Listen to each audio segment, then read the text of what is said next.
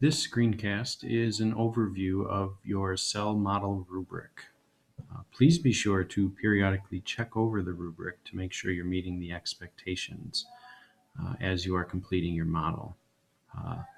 The criteria that are listed are going to be used to help complete the final grade for each individual person.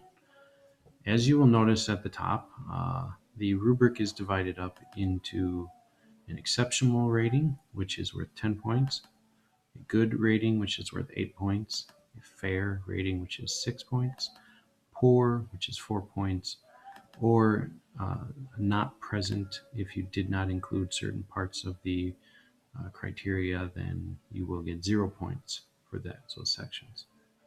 So starting out, the first section of the rubric is going to be organelle inclusion. So when you are making your cell model, you want to make sure that you are properly including as many of those organelles as possible within the context of your project. So again, thinking about the cell that you have, making sure you are including as many of the organelles that you are able to.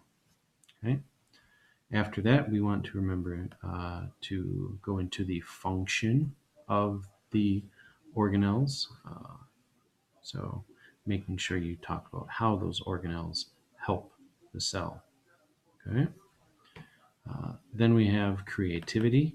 You want to make sure that your model is as creative as it can be.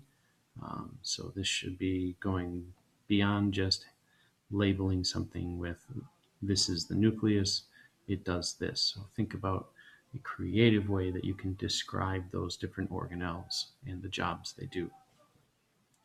Next up, the next two sections are based off of whether you were working in a group or as an individual. So these next two sections, if you are working in a group, then you'll have your part of the grade in that section, or if you're working as an individual, then it'll be in that bottom section. But these two are essentially the same, just stating that either as a group or an individual, you used your work time efficiently to get your project done.